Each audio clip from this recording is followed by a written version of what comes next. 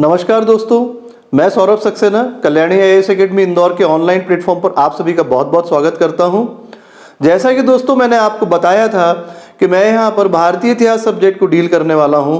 भारतीय इतिहास में दोस्तों मैं प्राचीन भारत से शुरू करूंगा और प्राचीन भारत में पहला टॉपिक मेरा आज का है स्रोत, प्राचीन भारत के स्रोत, सोर्सेज ऑफ इंडियन हिस्ट्री। तो दोस्तों बिना टाइम वेस्ट करे आज का टॉपिक मैं शुरू करता हूं। दोस्तों एक बहुत महत्वपूर्ण क्वेश्चन यहां पर बनता है जब हम सोर्सेस की बात करते हैं कि जो सर्वाधिक अभिलेख हैं वो कहां पर भारत में संग्रहित है। तो भारत में मैसूर की जब हम बात करते हैं तो वहां पर एक पुरालेख शास्त्री का कार्यालय है, वहां पर सर्वाधिक जो है अभिलेख संग्रहित हैं। तो दोस्तों इसके बाद हम बात करते हैं कि सर्वाधिक प्राचीन अभिलेख किसे माना जाता है। दोस्तों ये भी बहुत इंपॉर्टेंट क्वेश्चन बनता है। तो मध्य एशिया में एक स्थान है जिसे हम बोगोजकोई कहते हैं, और अगर हम आज की बात करें तो टर्की, तो आप लोग अगर देखेंगे मैप में कि टर्की जो है वहीं पर बोगोजकोई की लोकेशन भी है। तो बोगोजकोई ये आपको यहाँ पर मैंने इसकी फोटो भी दी हुई है। बोगोजकोई में जो ये अभिलेख है ये सर्वाधिक प्राचीन अभिलेख माना जाता है।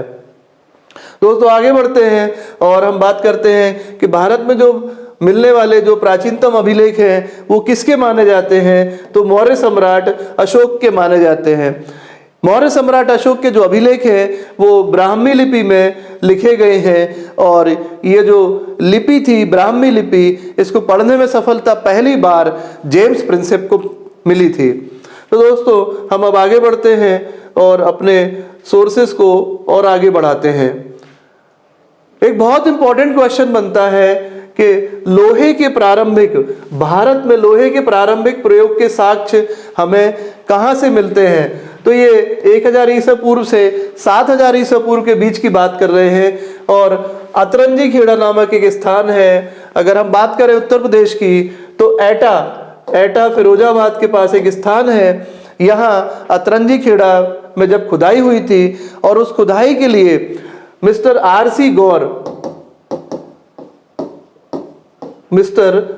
गौर जो है उन्होंने यहाँ पर एक्सकेवेशन, उत्खनन का कार्य किया था, और इस जगह को आइडेंटिफाई करने वाले सबसे पहले व्यक्ति थे वो थे मिस्टर अलेक्जेंडर कनिंघम। कौन थे दोस्तों? Alexander Cunningham. उन्होंने इस स्थान को आइडेंटिफाई किया था, लेकिन आर.सी. गौर की उसमें ये अन्वेषण कार्य कराया गया। आगे बढ़ते हैं दोस्तों। अगर हम बात करें भारत में प्राचीनतम सिक्कों की, तो 5वीं शताब्दी ईसा पूर्व के सिक्के हैं, और ये कौन से सिक्के रहे हैं? ये आहत सिक्के। इनको हम लोगों ने क्या बोला? आहत सिक्के। तो इन्हें आहत सिक्के क्यों कहा गया? क्योंकि इनको ठप्पा मार करके बनाया जाता था। ठप्पा मारने से इन पर विभिन्न प्रकार की आकृतियां बन जाती थी, और आकृतियों में हमको पेड़, सांड, हाथी, अर्धचंद्र, इन सभी की आकृतियां देखने को मिली हैं। दोस्तों अधिकांशतः ये आहत सिक्के चांदी के देखने को मिले हैं, कुछ जो है ये तांबे के भी बने मिले हैं। तो जैसा कि मैंने आपको बताया था कि ठप्पा मारकर बनाए जाने के कारण इन्हें आहत सिक्के कहा गया है। अब हम बात करते हैं दोस्तों साहित्यिक स्रोतों की। तो सबसे पहले हम बात करेंगे वेदों की। तो वेद जो हैं ये संख्या में 4 हैं: ऋग्वेद, यजुर्वेद, सामवेद और अथर्ववेद। इनके संकलनकर्ता महर्षि कृष्ण द्वापायन वेद व्यास को माना जाता है। वेद, जिन्हें वैदिक संहिता भी कहते हैं, वेद का अर्थ क्या होता है? ज्ञान। वेद मुख्यतः पद्य में लिखे गए हैं, लेकिन इनमें जो है गद्य का प्रयोग भी किया गया है। तो वैदिक पद्य को क्या कहा गया है? ऋग या ऋचा कहा गया है, और गद्य को क्या कहा गया है? यजुष कहा गया है। दोस्तों इसमें गीतात्मक पदों का भी इस्तेमाल किया गया है ऋग्वेद में, और इन गीतात्मक पदों को साम के नाम से जाना जाता है। अब हम बात करते हैं ऋचाओं और सामों के समूहों की। तो इनको ऋग्वेद में सूक्त कहा गया है। और सूक्त का अर्थ क्या होता है? उत्कृष्ट उक्ति या सुभाषित। तो आपको ये याद रखना होगा कि ऋग्वेद में पद्य, गद्य और गीतात्मक पदों का इस्तेमाल किया गया है। पद्य को ऋग या ऋचा कहा गया है, गद्य को यजुष कहा गया है, और जो गीतात्मक जो पद हैं उनको साम कहा गया है, और ऋचाओं और सामों के समूहों को सूक्त कहा गया है। वेदों में सर्वाधिक प्राचीन ऋग्वेद को ही माना जाता है, जिसमें इनिशियली 1017 सूक्त थे और बाद में इसमें 11 बाल्यखिल्य सूक्तों को शामिल करने के बाद ये कितने हो जाते हैं? 1028 सूक्त हो जाते हैं। ऋग्वेद में कितने मंडल हैं? कुल 10 मंडल हैं, और पहला और 10वां मंडल सबसे आखिरी में, इसमें सबसे बाद में जोड़ा गया है। ये क्वेश्चन कई बार एग्जाम में आ चुका है कि कौन सा मंडल सबसे बाद में जोड़ा गया है, कौन कौन से मंडल सबसे बाद में जोड़े गए हैं। अब हम बात करते हैं सामवेद की। तो साम का शाब्दिक अर्थ क्या होता है? गान होता है। सामवेद में मंत्रों का संकलन किया गया है जो कि यज्ञों के समय गाए जाते हैं या उनका उपयोग किया जाता है। सामवेद को भारतीय संगीत का जनक भी कहा गया है, और बहुत ये इंपॉर्टेंट क्वेश्चन बनता है कि भारतीय संगीत का जनक किसे कहा जाता है? तो दोस्तों सामवेद को कहा जाता है। अब हम बात करते हैं, थोड़ी सी बात करेंगे यजुर्वेद की। तो यजुर्वेद का जो शाब्दिक अर्थ होता है, जो उसमें यजुः शब्द जो आता है उसका शाब्दिक अर्थ होता है यज्ञ। अब हम बात करते हैं अथर्ववेद की। तो ऐसा माना गया है कि इसका जो रचयिता है वो अथर्वा ऋषि रहे हैं। इसकी 2 शाखाएं आप लोग बस याद रख लीजिए, शौनक और पिप्पलाद। अथर्ववेद में हमें क्या मिलता है? तो जादू टोने, रोग निवारण, राजभक्ति, विवाह से संबंधित मंत्रों का इसमें संकलन देखने को मिलता है। तो अथर्ववेद में हमें जादू टोना, रोग निवारण, राजभक्ति, विवाह से संबंधित मंत्रों का उल्लेख मिलता है। इसकी 2 शाखाएं आप लोग याद रख लीजिए, शौनक और पिप्पलाद। कभी हो सकता है एग्जाम में आपसे ये पूछ ली जाए कि ये किसकी शाखाएं हैं। अब हम बात करते हैं ब्राह्मण ग्रंथ की। तो ब्राह्मण ग्रंथ, ब्राह्मणों ने क्या किया? जो वैदिक मंत्र हैं उनकी व्याख्या कर दी, क्योंकि हमें वैदिक मंत्र समझ में नहीं आते थे, आम इंसानों को ये वैदिक मंत्र समझ में नहीं आते थे। तो ब्राह्मणों ने क्या किया? उनकी व्याख्या कर दी, और इन्हीं को क्या कहा गया? ब्राह्मण ग्रंथ कहा गया। तो ऋग्वेद की हम बात करें तो 2 ब्राह्मण ग्रंथ हैं। कौन कौन से हैं? ऐत्रेय और कौशिकी। तो यहाँ पे मैं बात करता हूँ ऐत्रेय ब्राह्मण की। ऐत्रेय ब्राह्मण का कर्ता कौन रहा है, या प्रवक्ता हम कहें तो महिदास रहा है। इनकी माता कौन थी? वो थी इत्रा। तो इसीलिए इनके द्वारा जो विरचित ब्राह्मण ग्रंथ है उसे क्या कहा गया? ऐत्रेय ब्राह्मण कह दिया गया। चलिए अब हम बात करते हैं उपनिषद की। तो उपनिषद जो है वो भारतीय दर्शन का मुख्य आधार रहे हैं, और वैदिक साहित्य का अंतिम भाग होने के कारण इन्हें ये उपनिषद भी कह दिया गया है। इसका शाब्दिक अर्थ क्या होता है? समीप बैठना। उपनिषद का शाब्दिक अर्थ होता है समीप बैठना। तो इन्हें वैदिक साहित्य का अंतिम भाग होने के कारण इन्हें वेदांत भी कहा गया है।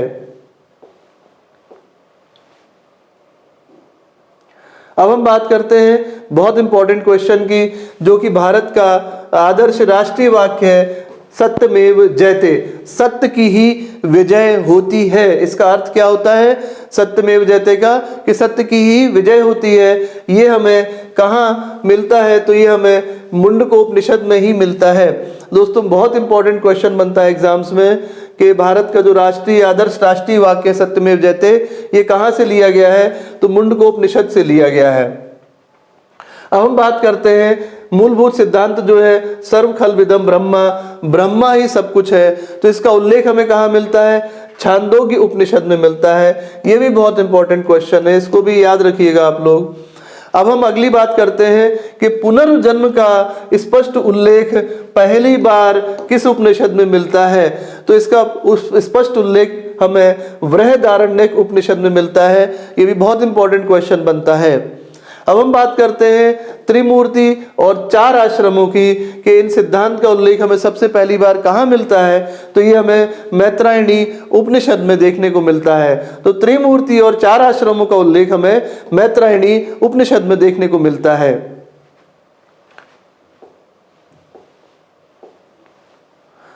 अब हम बात करते हैं दोस्तों वेदांतों की, तो ये संख्या में 6 हैं। शिक्षा, छंद, व्याकरण, निरुक्त, ज्योतिष और कल्प। वेदांत को इस प्रकार वेदों का अंग बताया गया है।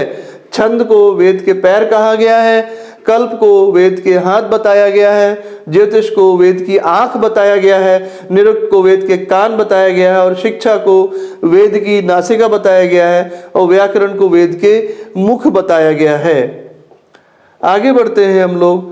अब हम बात करते हैं कुछ महाभारत, जो कि विश्व का एक बहुत बड़ा ग्रंथ है। इसके रचयिता कौन थे दोस्तों? महर्षि वेदव्यास। इनका जो वास्तविक नाम है वो कृष्ण द्वैपायन है। उनकी कृति महाभारत को ही माना जाता है। कृष्ण द्वैपायन का नाम वेदों के विभाग या विस्तार करने के कारण क्या पड़ गया? उनका नाम वेदव्यास पड़ गया। तो हम बात कर रहे थे महाभारत की। तो महाभारत ग्रंथ में जब इनिशियली शुरू में 8800 श्लोक हुआ करते थे, तो इसमें पांडवों की विजय के वर्णन के बारे में हमको देखने को मिलता है। तब जब 8800 श्लोक थे, तब प्रारंभ में इसका नाम क्या था? जय संहिता था। दोस्तों जब इसमें 24,000 श्लोक हो गए, तब इस ग्रंथ को क्या बोला गया? महाभारत बोला गया। और आगे बढ़ते बढ़ते जब इसमें 1,00,000 श्लोक हो जाते हैं, तब इसे क्या नाम दिया गया? शतशास्त्री संहिता या महाभारत बोला गया इसको। अब हम बात करते हैं रामायण की। तो रामायण आप सभी को पता है कि महर्षि वाल्मीकि की रचना है, और इसमें कुल 7 कांड, 645 सर्ग और 24,000 श्लोकों का इस्तेमाल किया गया है। रामायण का वास्तविक नाम भी हम सभी को मालूम है कि श्रीमद् वाल्मीकि रामायण है। वाल्मीकि जी का जो वास्तविक नाम था वो रत्नाकर अग्निशर्मा था, और इन्हें आदि कवि भी कहा गया है। इनको वाल्मीकि इसलिए कहा गया था क्योंकि तपस्या में बहुत ज्यादा लीन हो गए थे, और दीमकों ने इनके शरीर पर घर बना लिया था, इसीलिए इन्हें वाल्मीकि कहने लग गए थे। अब हम बात करते हैं पुराणों की। पुराण का शाब्दिक अर्थ क्या होता है? पुराना, आख्यान। तो इनका संबंध किससे होता है पुराणों का? संसार के नष्ट होने के बाद होने वाली जो गौण सृष्टि रहेगी, और उनके पुनर्निर्माण से, देवताओं और राजाओं की वंशावलियों से है। अब पुराणों की हम बात करें तो इसमें जो मत्स्य पुराण होता है, उसको माना गया है कि वो सबसे ज्यादा प्राचीन है। और अब ये देखेंगे जो हम आगे अभी प्राचीन भारत में विभिन्न वंश पढ़ने वाले, जैसे मौर्य वंश, सातवाहन वंश, गुप्त वंश इत्यादि। तो विष्णु पुराण से हमें मौर्य वंश की जानकारी मिलती है, ये भूलिएगा नहीं, इंपॉर्टेंट क्वेश्चन बनते हैं यहाँ से। मत्स्य पुराण से हमें सातवाहन वंश की जानकारी मिलती है, और वायु पुराण से हमें गुप्त वंश की जानकारी मिलती है। ये तीनों याद रखिएगा। विष्णु पुराण से हमें मौर्य वंश की, मत्स्य पुराण से हमें सातवाहन वंश की, और वायु पुराण से हमें गुप्त वंश की जानकारी मिलती है। अब हम कुछ बात करेंगे बौद्ध साहित्य की हमारे स्रोतों में। तो बौद्ध साहित्य जो है, जब महात्मा बुद्ध की मृत्यु हो जाती है, तो उसके बाद उनकी शिक्षाओं का संकलन किसमें किया गया? त्रिपिटक में किया गया। तो त्रिपिटक किससे मिलकर के बनता है? तो इन 3 से मिलकर के बनता है, विनय पिटक, सुत्त पिटक और अभिधम्म पिटक से। अब यहाँ आपको जो इंपॉर्टेंट है, जो बहुत आपको अच्छे से रट लेना है, कि विनय पिटक में संघ संबंधी नियम है, सुत्त पिटक में जो महात्मा बुद्ध थे उनकी जो शिक्षाएं हैं, जो उनके उपदेश थे, उनका संग्रह किया हुआ है, और अभिधम्म पिटक में उनकी दार्शनिक सिद्धांत की व्याख्या देखने को मिलती है। तो ये तीनों आपको याद रखना है। विनय पिटक में संघ संबंधी नियम है, सुत्त पिटक में उनकी शिक्षाओं, उनके उपदेशों का संकलन है, और दार्शनिक सिद्धांत की व्याख्या अभिधम्म पिटक में देखने को मिलती है।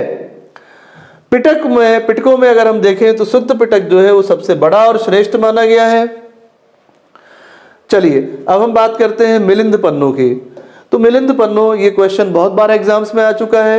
तो इसमें जो यूनान के जो राजा थे जिनका नाम था मिनांडर, उनके और बौद्ध भिक्षु नागसेन के बीच जो दार्शनिक वाद विवाद हुआ था, उसका यहाँ पर हमको संग्रह देखने को मिलता है। ये क्वेश्चन काफी बार एग्जाम्स में आ चुका है, इसीलिए मैंने इंपॉर्टेंट लगा दिया है इसको।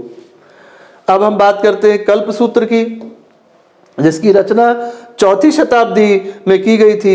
कल्प सूत्र की रचना भद्रबाहु ने करी है। बहुत इंपॉर्टेंट क्वेश्चन बनता है ये।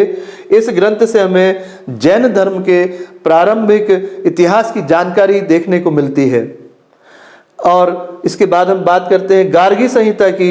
इससे हमें जो भारत पर यवन आक्रमण हुए थे उनके बारे में विवरण मिलता है। एक और बहुत इंपॉर्टेंट क्वेश्चन बनता है मुद्रा राक्षस का।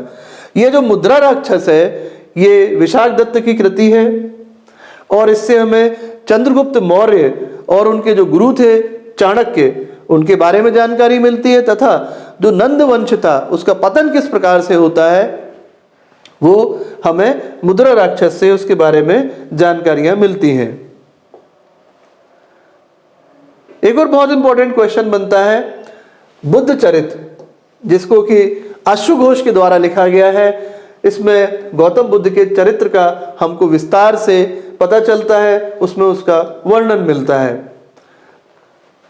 हर्ष चरित्र जो कि बाणभट्ट की रचना है, इससे हमें सम्राट हर्षवर्धन के चरित्र और उनका जो सामाजिक, उस समय की जो सामाजिक धार्मिक जो भी जानकारियां थी वो हमें किससे मिलती हैं, हर्ष चरित्र से। तो ये तो नाम से ही आपको याद हो जाएगा कि हर्षवर्धन के बारे में है, लेकिन आपको क्या याद रखना पड़ेगा दोस्तों कि ये बाणभट्ट की रचना है। बहुत इंपॉर्टेंट क्वेश्चन है यहाँ पर। अब हम बात करते हैं ज्योग्राफी नाम की जो बुक आई थी जिसको लिखा था टालमी ने। इसकी रचना बहुत पहले की गई थी, 140 ईस्वी में की गई थी। भारत तथा उसके जो पड़ोसी राज्य थे उसके बारे में हमें इससे जानकारी मिलती है। पिल्ली ने एक लैटिन भाषा में एक किताब लिखी जिसका नाम है नेचुरल हिस्टोरिका। ये क्वेश्चन भी कई बार एग्जाम्स में आ चुका है। नेचुरल हिस्टोरिका नामक किताब किसने लिखी है? पिल्ली ने लिखी है। इससे भारत और रोम के जो बीच जो व्यापार होता था, साथ में उस समय कैसे पशु, पेड़ पौधे, खनिज पदार्थ आदि वगैरह उसमें उस समय थे, उसकी भी जानकारी हमें इससे मिलती है। दोस्तों हम देखते हैं चीनी यात्रियों के बारे में। तो भारत आने वाले जो चीनी यात्री थे उनमें फाहियान, हुएनसांग और इत्सिंग ये 3 प्रमुख थे। तो फाहियान जो था वो भारत आने वाला प्रथम चीनी बौद्ध यात्री था। तो आपका क्वेश्चन तो एक पहला यही बन गया कि प्रथम चीनी बौद्ध यात्री कौन था, तो वो था फाहियान। अब ये कब आया था? तो चंद्रगुप्त विक्रमादित्य के समय में इसने भारत की यात्रा करी थी और अपने यात्रा के विवरण में इसने मुख्यतः मध्य प्रदेश के समाज और संस्कृति का उल्लेख किया है। क्योंकि हम लोग मध्य प्रदेश पीएससी एग्जाम को फोकस कर रहे हैं, इसलिए क्वेश्चन तो और भी ज्यादा हमारे लिए इंपॉर्टेंट हो जाता है। अब हम बात करते हैं हुएनसांग की, जो कि हर्षवर्धन के शासनकाल में भारत आया था।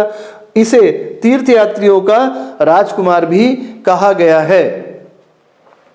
हुएनसांग के बारे में एक बहुत इंपॉर्टेंट बात है कि इसने भारत के कई भागों की यात्रा करी और 6 वर्ष तक ये नालंदा विश्वविद्यालय में पढ़ा भी है, वहां पर अध्ययन किया।